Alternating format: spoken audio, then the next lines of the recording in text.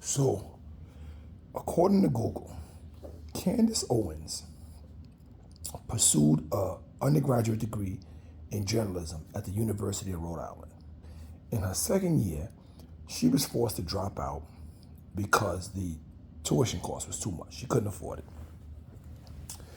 Now, I'm telling you that to say that this woman has some type of education. She finished high school. She went to at least a year or so more of college, which means she's read a couple of books. So when I hear her say things like, if white people want to be more present in the NBA or want to be more dominant in basketball, then they have to work on their skills. And if black people want to be more present in Ivy League colleges, or they have to work on their education, or something of that nature. It just kind of it suggests that black people are just not as smart. It just has a lot of things in it that just doesn't make sense to me for an educated woman to be saying. The Supreme Court recently did away with affirmative action, and she is in agreement with this because she says affirmative action hurts black people instead of helping black people, and it hurts them by putting them in arenas that they are not educationally equipped to be in.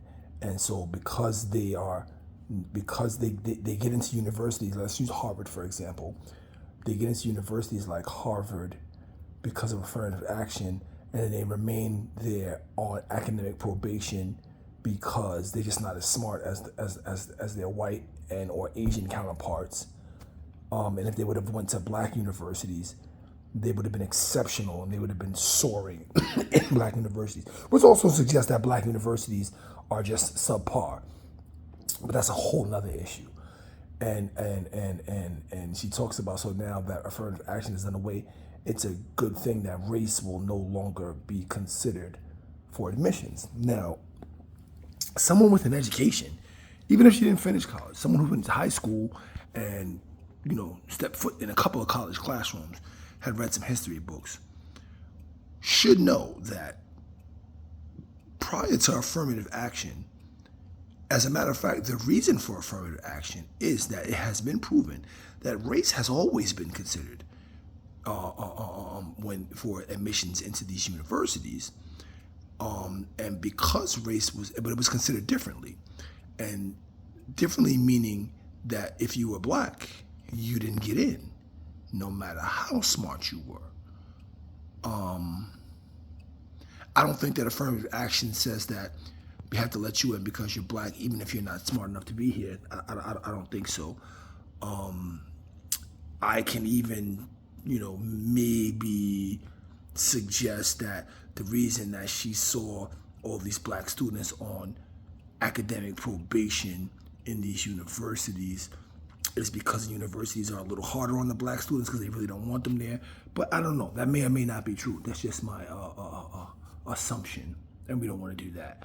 But what we do want to do is acknowledge the fact that race has always been considered, and now that affirmative action has been done away with, it will continue to be considered, but for different reasons. It will now keep black people out of these universities, and we will return to these lily white universities.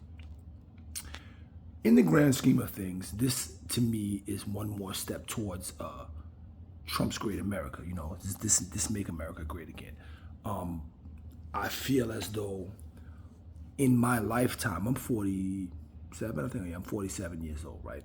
I feel as though in my lifetime, I am going to see the return of white-only bathrooms and water fountains and things of that nature. This seems to be what this country is striving for. My wife and I have had serious conversations about moving to another country.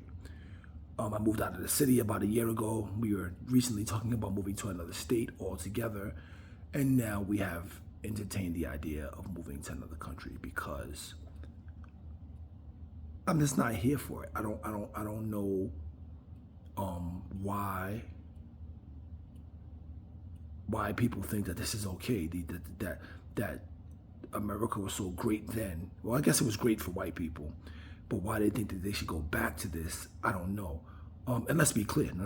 Hold on. I don't want anybody to misunderstand what I'm saying. Yes, my wife and I have talked about moving to another country, but this is my country, and I'm not running. I just ain't got time for it.